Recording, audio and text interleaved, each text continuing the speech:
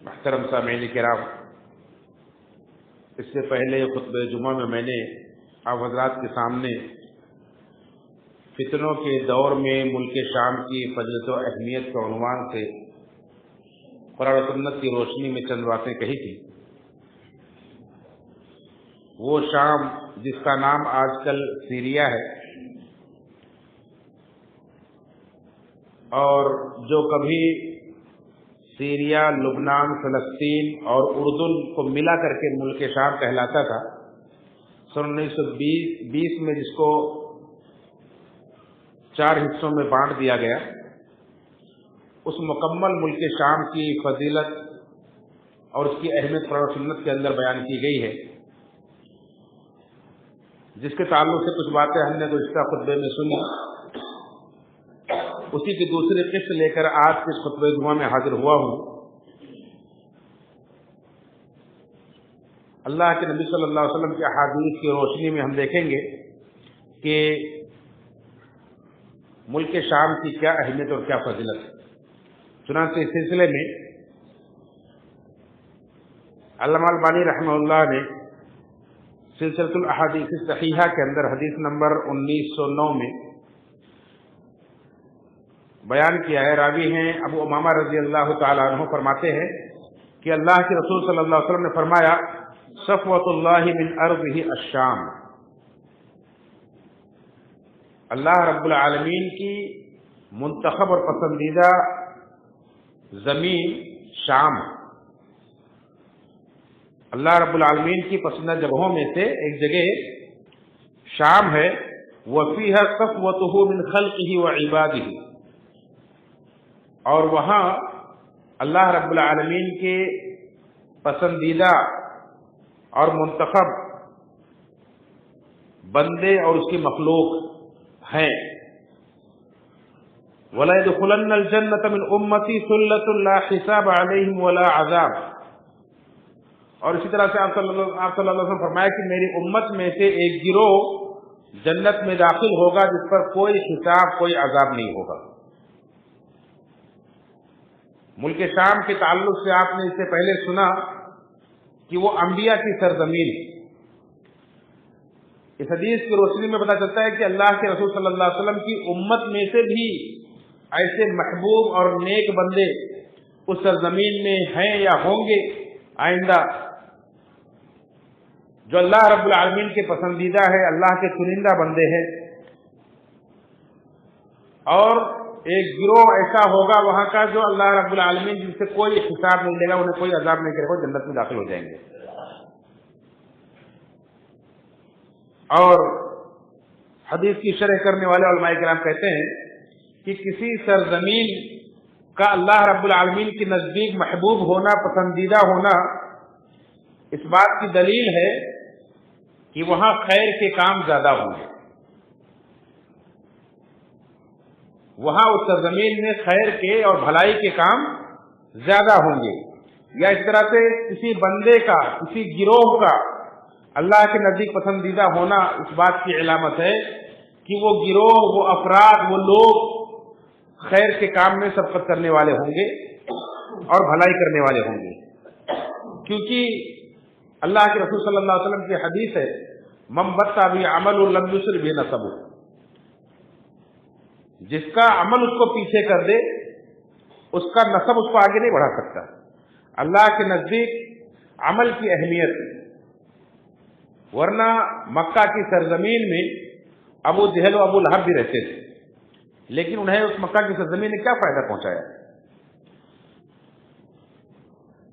تو اللہ کا منتخب، اللہ کا پسندیدہ بندہ بننے کے لیے ضروری ہے کہ اس کے اعمال اللہ کے پسندیدہ ہوں، یا کوئی زمین اللہ کی پسندیدہ ہے تو وہاں خیر کے کام زیادہ ہوں گے۔ اسی طرح سے اللہ کے رسول صلی اللہ علیہ وسلم نے ایک پیشین گوئی فرمائی کہ جب جنگیں ہوں گی تو اس وقت بہترین مقام غوطہ ہوگا۔ غوطہ یہ دمشق جو ملک شام کا ایک بہت ہی مشہور شہر ہے، اس شہر کے اندر ایک علاقے کا نام ہے غوطہ۔ آپ نے فرمایا کہ اس حصے میں، اس غوطے میں، وہ غوطہ مسلمانوں کا سب سے بہترین مسکن ہوگا۔ جیسا کہ ابو داؤد کی حدیث نمبر 4298 ہے، ابو دردہ رضی اللہ عنہ فرماتے ہیں کہ اللہ کے رسول صلی اللہ علیہ وسلم فرمایا ان فسطاط المسلمین یوم الملحمۃ بالغوطہ،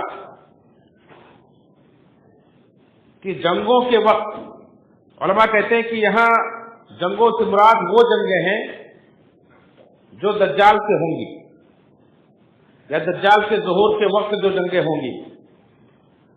جیسا کہ قیامت کی نشانیوں پر میرا ایک مفصل خطاب کئی قسطوں میں ہو چکا ہے.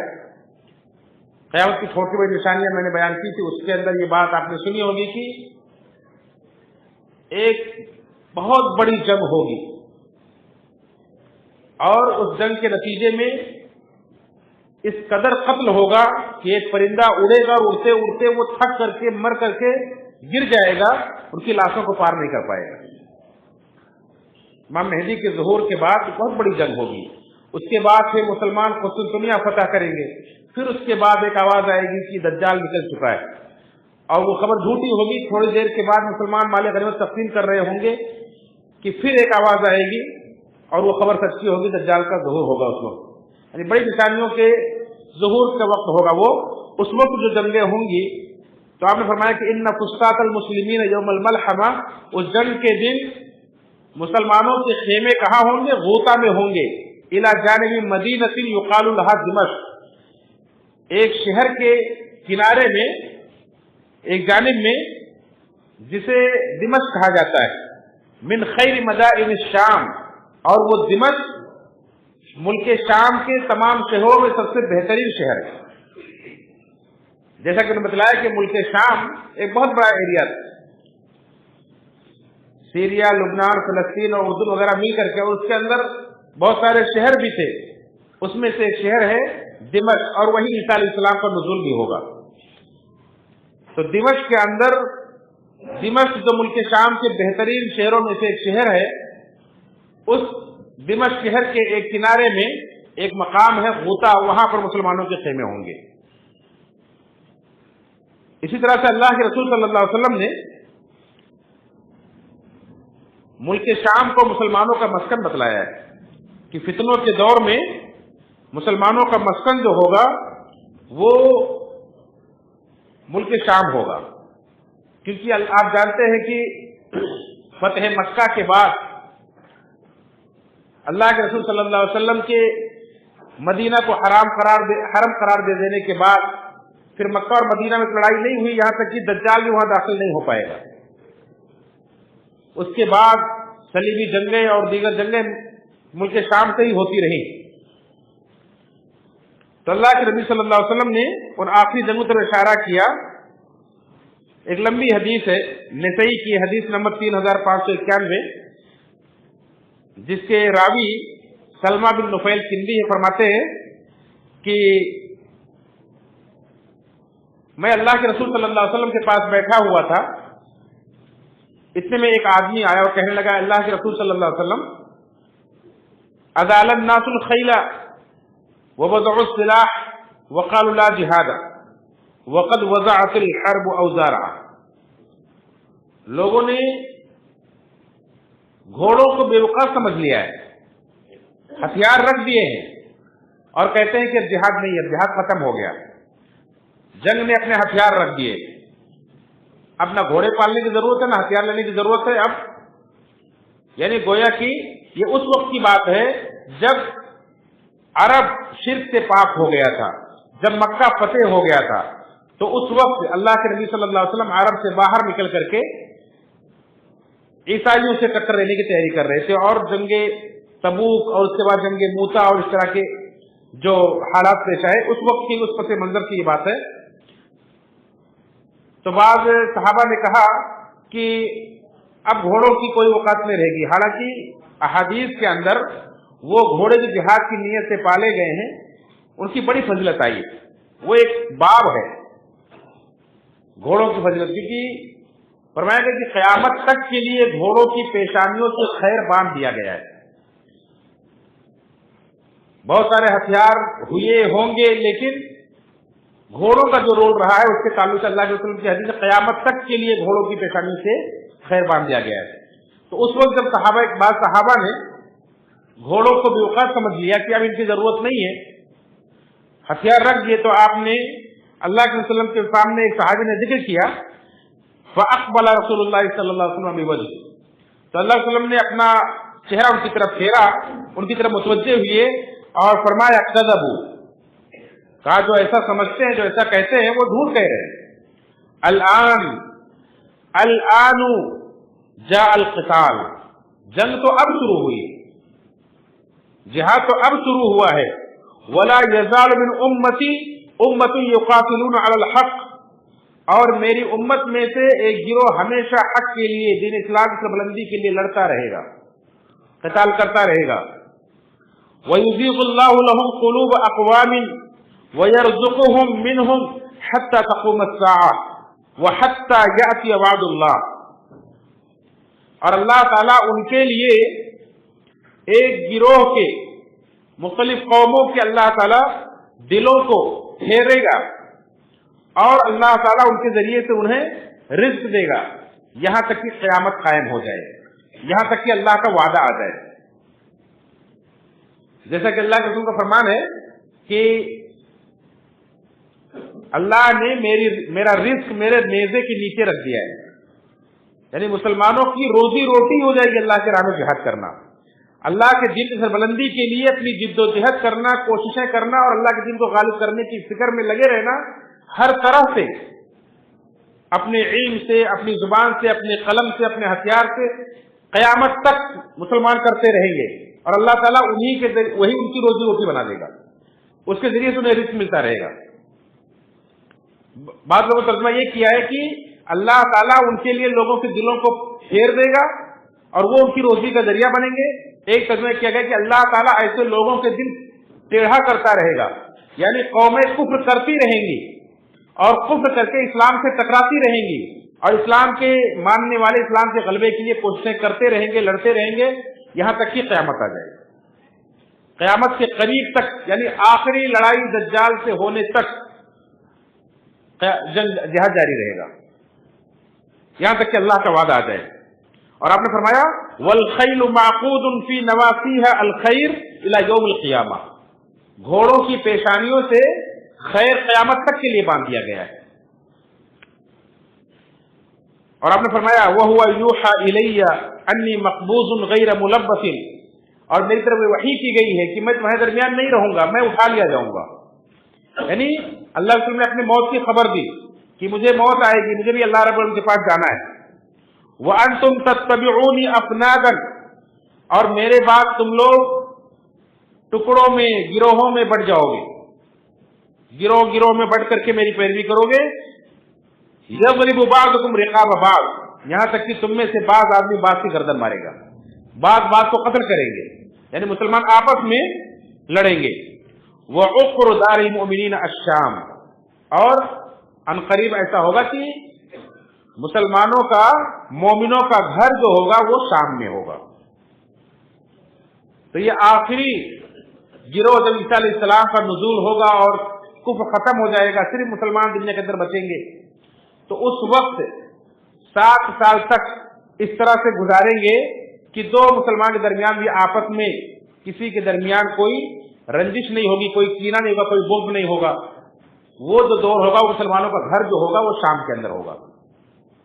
ये अल्लाह के नबी सल्लल्लाहु अलैहि वसल्लम ने पेशीन गोई की, ये नसई की रिवायत है, लंबी हदीस है, इसके अंदर बहुत सारी बातें बतलाई गई।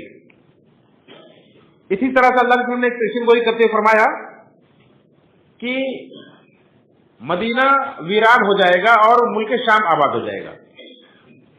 जैसा कि मुआज़ बिन जबल रज़ियल्लाहु अन्हु की रिवायत है, फरमाते हैं कि अल्लाह के रसूल सल्लल्लाहु अलैहि वसल्लम ने फरमाया उमरान बैतुल मक़दिस खराबु यस्रिब व खराबु यस्रिब खुरूजुल मलहमा, कि मुल्क शाम का आबाद होना ये मदीना की वीरानी के वक्त होगा। मुल्क शाम का आबाद होना मदीना की वीरानी होगी, और वो खराबुल यस्रिब खुरूजुल मलहमा, और मदीना की वीरानी ये जंगों की शुरुआत होगी। इन मदीना उस वक्त वीरान होगा जब जंगें शुरू होंगी। वो खुरूजुल मलहमा फतहुल कुस्तंतीनिया, और जंगों की शुरुआत जब होगी तो गोया कि ये قسطنطنیہ دنیا کی فتح ہوگی، جس کو آج کل استنبول کہا جاتا ہے، جو ترکی کا ایک شہر ہے جو سمندر کے کنارے پر واقع ہے.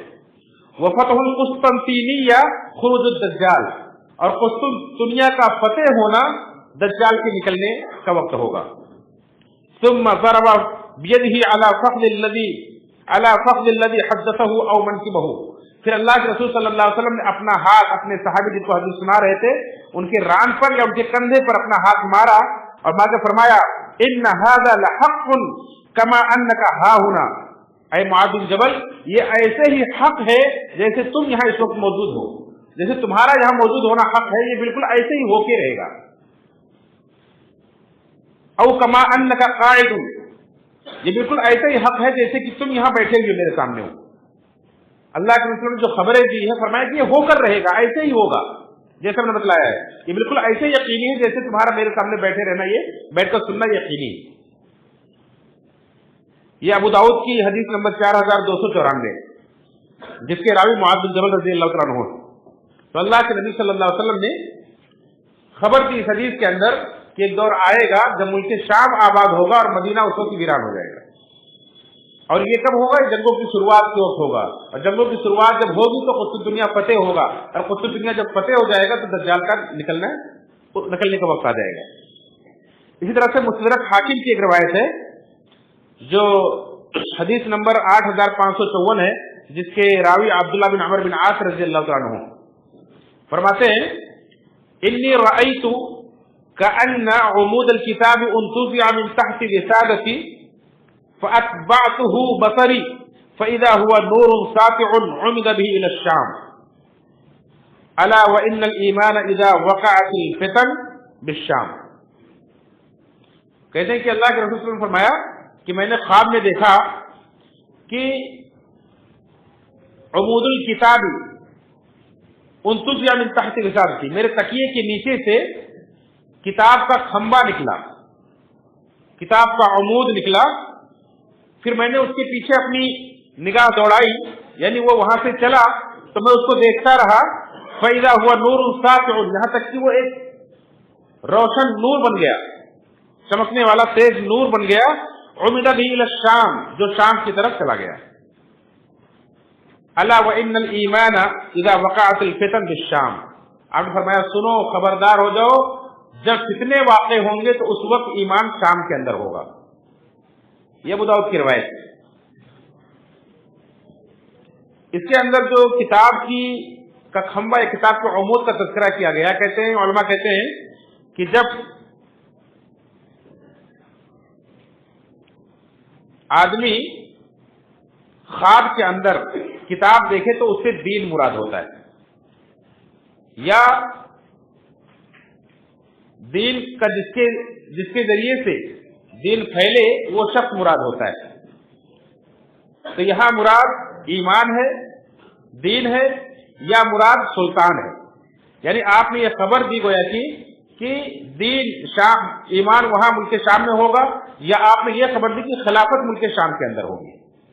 امام مہدی رحمہ اللہ کا جو ظہور ہوگا آخر میں، وہ ملک شام کے اندر وہاں ہوں گے، اور وہیں سے حضرت عیسیٰ علیہ السلام کا نزول ہوگا جو دجال کو قتل کریں گے.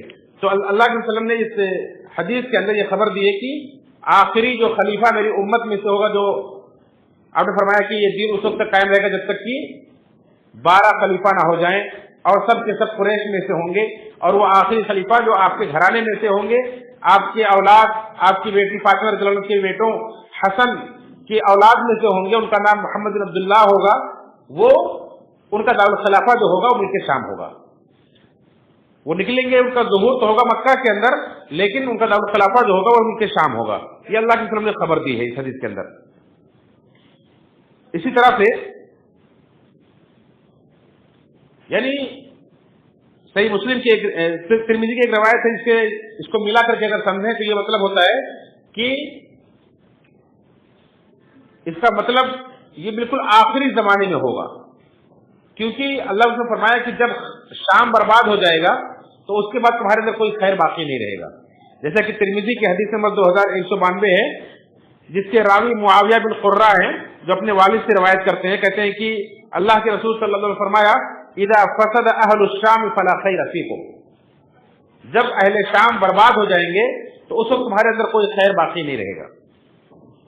اور جیسا کہ میں نے بتلایا کہ شام کے اندر وہ گروہ مسلمانوں کا آخری گروہ وہ ہوگا جو 7 سال تک بالکل امن و امان کے ساتھ اس طرح سے گزاریں گے کہ 2 بھائیوں کے درمیان بھی 2 مسلمان کے درمیان بھی کوئی رنجش نہیں ہوگی. تو وہ جب ماحول ختم ہو جائے گا تو اس کے بعد پھر کوئی شخص تمہارے اندر باقی نہیں رہے گا, برائیاں ہی برائیاں بڑھتی چلی جائیں گی. اس کے بعد قیامت قائم ہوگی, یعنی قیامت جو قائم ہوگی وہ سب سے برے لوگوں پر ہوگی, اس کا پھر کوئی خیر نہیں رہے گا. یہ بالکل آخری زمانے کے بارے میں فرمایا, اور فرمایا لا تزال طائفة من امتی منصورین لا یضرهم من خذلهم حتى تقوم الساعة. میری امت میں سے ایک گروہ ہمیشہ اللہ کی طرف سے, اللہ کی مدد سے تائید یافتہ ہوگا, اللہ کی طرف سے ان کی مدد کی جاتی رہے گی, ان کو ذلیل کرنے والے, رسوا کرنے والے ان کا کچھ نہیں بگاڑ سکیں گے. حتی تقوم الساعة, یہاں تک کہ قیامت قائم ہو جائے. تو قیامت کے قائم ہونے تک اللہ کے رسول کے ایک سچے امتیوں کا ایک گروہ ہمیشہ حق پر قائم رہے گا, اور وہ دین کو بالکل ویسے جیسے اللہ کے رسول کے زمانے میں تھا, جیسے صحابہ کے زمانے میں تھا, ویسے ہی قائم رکھے گا, ویسے ہی سمجھتا اور سمجھاتا رہے گا, عمل کرتا رہے گا. چاہے ساری دنیا میں ان کی مخالفت کرے تو ان کا کوئی کچھ بگاڑ نہیں سکیں گے, انہیں کبھی کوئی ختم نہیں کر سکے گا. اس حدیث کے ضمن میں علامہ ابن تیمیہ رحمۃ اللہ علیہ کہتے ہیں کہ گویا کہ یہ خبریں دی گئی ہیں کہ جس طرح سے دنیا کی ابتدا مکہ سے ہوئی اور انتہا شام میں ہوگی, میدان محشر ملک شام میں ہوگا, ایسے دین کی ابتدا بھی مکہ سے ہوئی اور اس کی انتہا ملک شام میں ہوگی. اللہ کے آخری رسول مکہ کے اندر آئے, وہیں سے آپ کا ظہور ہوا, اس کے بعد اس کا اختتام جو ہوگا وہ ملک شام میں ہوگا.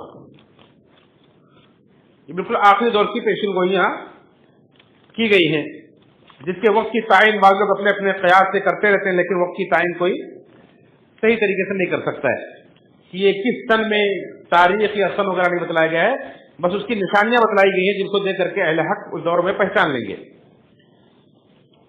اللہ کے رسول صلی اللہ علیہ وسلم نے نہ صرف یہ کہ پیشن گوئیاں کی ہیں, اس کی اہمیت بتلائی ہے, بلکہ صحابہ کرام کے سوال پر آپ نے وہاں رہائش اختیار کرنے کا بھی حکم دیا ہے. جیسا کہ ترمذی کی حدیث نمبر 2217 ہے, جس کے اندر اللہ کے نبی صلی اللہ علیہ وسلم نے فرمایا ستخرج النار من حضرموت او من نحو بحر حضرموت قبل یوم القیامت تحشر الناس. کہ اللہ کے رسول صلی اللہ علیہ وسلم نے فرمایا کہ قیامت سے پہلے حضرموت سے یا حضرموت کے سمندر کی طرف سے آگ کا ظہور ہوگا, ایک آگ نکلے گی, تحشر الناس, جو لوگوں کو اکٹھا کرے گی, لوگوں کو ہا کر لے جائے گی. تو اس وقت صحابہ نے پوچھا قالوا یا رسول اللہ صلی اللہ علیہ وسلم فماذا تأمرنا, تو ایسے وقت میں آپ ہمیں کیا حکم دیتے, ہمیں کیا کرنا چاہیے؟ تو آپ نے فرمایا قال علیکم بالشام, تم اس وقت شام کو لازم پکڑو, ملک شام میں رہائش اختیار کرنا, اور سب کا آخری مقصد بھی وہی ہوگا, وہی جانا پڑے گا. تو فتنوں کے دور میں چاہے کسی بھی طرح کا فتنہ ہو, اللہ علیہ وسلم نے گویا کہ امن کی جگہ ملک شام کو قرار دیا ہے. اور یہ کیوں نہ ہو کہ اللہ کی طرف سے خصوصی طور پر جس طرح سے مکہ اور مدینہ کی حفاظت کے لیے اللہ تعالیٰ فرشتوں کو مقرر کرے گا جو دجال کو وہاں داخل نہیں ہونے دیں گے, ایسے اللہ رب العالمین کے خصوصی فرشتے ملک شام میں بھی اپنے پروں کو بچھائے ہوئے ہیں. ان کی حفاظت کے لیے اللہ رب العالمین نے فرشتوں کو مقرر کیا, جیسا کہ ترمذی کی حدیث نمبر 3954 ہے, جس کے راوی زید بن ثابت رضی اللہ عنہ جو کاتب وحی ہیں, اور کہتے ہیں کہ ہم لوگ اللہ کے رسول صلی اللہ علیہ وسلم کے پاس بیٹھے تھے اور قرآن کو کاغذ کے پرزوں سے مرتب کر رہے تھے, یعنی قرآن کے ہم لوگ لکھ رہے تھے, ترتیب دے رہے تھے. اس موقع پر اللہ کے نبی صلی اللہ علیہ وسلم نے فرمایا, کیا فرمایا؟ فرمایا طوبی للشام, شام کے لیے خوشخبری. فقلنا لأي ذلك یا رسول اللہ, تو ہم نے کہا اللہ کے رسول صلی اللہ علیہ وسلم کس چیز کے لیے خوشخبری, کس بات کی خوشخبری شام کے لیے آپ سنا رہے ہیں؟ قال لأن ملائکۃ الرحمن باسطۃ اجنحتها علیہا, تو آپ نے فرمایا کہ شام کی خوشخبری ہے اس بات کے لیے کہ رحمان کے فرشتے اپنا بازو ان کے اوپر بچھائے ہوئے ہیں. لأن ملائکۃ الرحمن باسطۃ اجنحتها علیہا، ملک شام کے اوپر رحمان کے فرشتے اپنے پروں کو بچھائے ہوئے، اپنے بازو بچھائے ہوئے. تو اللہ رب العالمین نے فرشتوں کو وہاں کی حفاظت کے لیے مقرر کر دیا ہے. جیسا کہ امام عز بن عبدالسلام رحمہ اللہ کہتے ہیں کہ کچھ فرشتے اللہ نے متعین کر دیے ہیں جو ملک شام کی حفاظت کے لیے اپنے پروں کو بھی پھیلائے ہوئے اور بچھائے ہوئے ہیں. اور اللہ کے رسول صلی اللہ علیہ وسلم نے اس بات کی بھی پیشین گوئی کی ہے اور آپ نے خبر دی ہے کہ اللہ تعالیٰ نے ملک شام کی حفاظت کا ذمہ بھی لیا ہے. علامہ ربانی رحمۃ اللہ علیہ نے اسی لیے ان ساری احادیث کی روشنی میں کہا کہ یہ جو اسرائیل فلسطین کو غصب کرنے کی کوششیں کر رہا ہے، مستقل طور پر کبھی بھی وہ قبضہ نہیں کر سکتا ہے. اللہ کی ان کی پیشین گوئیوں کو آپ پڑھیں تو آپ کو پتہ چلے گا کہ ان چاہے کتنی بھی کوششیں کر لے، کتنے بھی طرح طرح کے ہتھیار کا استعمال کر لے، ساری دنیا اس کی مدد کرے، لیکن مستقل طور پر قابض نہیں ہو سکتا. وہ اللہ کی مدد جس کے ساتھ اس کو کوئی کچھ بگاڑ نہیں سکتا ہے. چنانچہ اللہ نے فرمایا کہ فتنوں کے دور میں اہل شام کے لشکر کو لازم پکڑیں. عبداللہ بن حوالہ رضی اللہ عنہ فرماتے ہیں کہ اللہ کے نبی صلی اللہ علیہ وسلم فرمایا سیصیر الامر الی ان تکونوا جنودا مجندا، یہ معاملہ وہاں تک پہنچے گا، یعنی ایک دور ایسا بھی آئے گا کہ تم مختلف لشکروں میں بٹے ہوگے. جندم بالشام، ایک لشکر ملک شام میں ہوگا، وجندم بالیمن، اور ایک لشکر ملک یمن میں ہوگا، وجندم بالعراق، اور ایک لشکر عراق کے اندر ہوگا. قال ابن حوالہ خر لی یا رسول اللہ صلی اللہ علیہ وسلم ان ادرکت ذلک. تو جب یہ سنا تو عبداللہ بن حوالہ رضی اللہ عنہ نے پوچھا کہ کہا کہ اللہ کے رسول صلی اللہ علیہ وسلم آپ مجھے بتائیے کہ جب میں اس دور کو پا لوں تو کون سے لشکر کو اختیار کروں، کس میں شامل ہو جاؤں؟ تو آپ نے فرمایا علیک بالشام، تم شام کے اندر، شام کے لشکر میں تم شامل ہو جاؤ. وَإِنَّهَا خِيَرَةُ اللَّهِ مِنْ أَرْضِهِ يَجْتَبِي إِلَيْهَا خِيَرَتَهُ مِنْ عِبَادِهِ. کہا شام کے لشکر میں شامل ہو جانا کیوں؟ اس لیے کہ اللہ رب العالمین کی زمینوں میں اللہ کی پسندیدہ زمین ملک شام ہے، جس کی طرف اللہ رب العالمین کے پسندیدہ بندے کھینچ کھینچ کر جائیں گے. اللہ تعالیٰ اپنے بندوں کو وہاں لے کر کے آئے گا، اپنے پسندیدہ بندوں کو. فَإِمَّا إِنْ أَبَيْتُمْ فَعَلَيْكُمْ بِيَمَنِكُمْ، اور اگر تم وہاں نہ جا سکو، کسی وجہ سے تم اس میں شامل نہ ہو سکو، تو یمن کو لازم پکڑو، تو یمن کے لشکر میں شامل ہو جانا. وَاسْقُوا مِنْ غُدُورِكُمْ، اور اپنے تالابوں سے پانی پلانا، یعنی رہنا یمن میں لیکن مدد کرتے رہنا وہاں سے. اور اس کے بعد آپ نے فرمایا قال فإن الله توکل لی بالشام وأهله، اللہ نے فرمایا کہ اللہ تعالیٰ نے مجھ سے یہ ذمہ لیا ہے کہ ملک شام کی اور وہاں کے اہل کی حفاظت کرے گا. یہ اللہ رب العالمین نے ذمہ لیا ہے. فإن الله توکل لی بالشام وأهله، اللہ رب العالمین نے مجھ سے ملک شام اور اس کے اہل کی حفاظت کا ذمہ لیا کہ اللہ تعالیٰ ان کی حفاظت کرے گا. یہ ابو داؤد کی حدیث نمبر 2483. اور علماء کہتے ہیں کہ یہ جو لشکروں کی آپ نے خبر دی ہے، امام مہدی کے ظہور کے بعد کے جنگوں کا حال بیان کیا گیا، اس وقت کی یہ لشکر ہوں گے.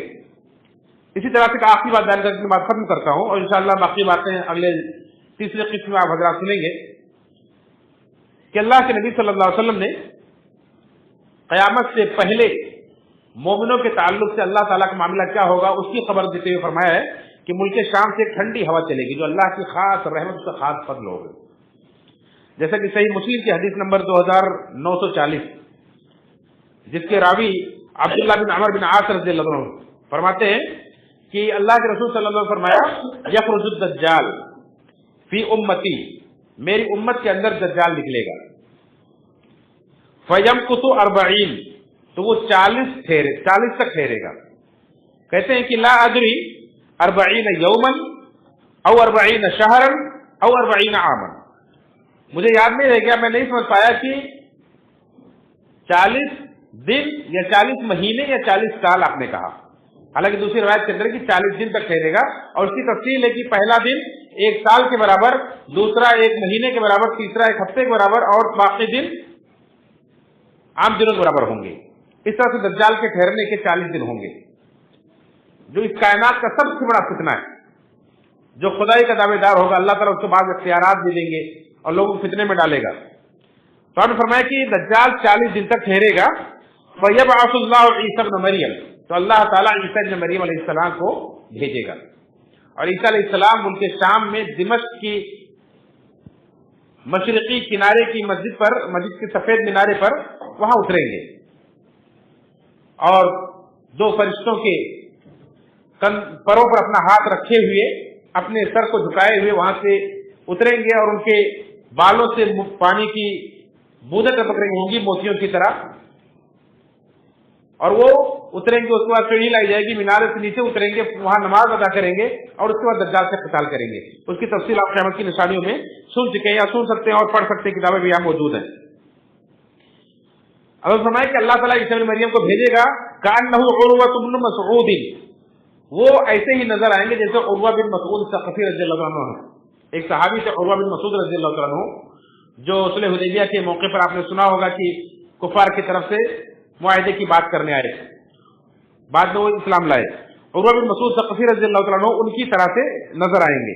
وَيَطْلُبُهُ، تو وہ دجال کو ڈھونڈیں گے، فَيُهْلِكُهُ، پھر اس کو قتل کر دیں گے۔ اس کے بعد ثُمَّ يَمْكُثُ النَّاسُ 7 سنین لیس بین اثنین عداوہ، پھر اس کے بعد 7 سال مسلمان ایسا گزاریں گے کہ 2 مسلمانوں کے درمیان بھی کوئی دشمنی نہیں ہوگی، یعنی سب کے سب بالکل بہترین مسلمان اور اپنے صاف دل اور متقی دل مسلمان ہوں گے کہ کسی دل میں کسی کے لیے کوئی دشمنی، کوئی عداوت، کوئی کینہ کپٹ نہیں ہوگا۔ 7 سال اس طرح سے گزاریں گے، پھر اس کے بعد دھیرے دھیرے وہ حالت ختم ہوگی۔ پھر کیا ہوگا؟ ثم يرسل الله ريحا باردة، پھر اللہ تعالیٰ ایک ٹھنڈی ہوا بھیجے گا، من قبل الشام، شام کی طرف سے۔ فلا يبقى على وجه الارض احد في قلبه مثقال ذرة من خير او ایمان الا قبضته، پھر وہ ہوا سب جگہ سے گزرے گی، اور جہاں بھی کوئی مومن ہوگا زمین پر، جس کے دل کے اندر ذرے کے برابر خیر ہوگا، بھلائی ہوگی، ایمان ہوگا، اس کو وہ ہوا لگے گی اور اس کی روح قبض کر لے گی، وہ مر جائے گا۔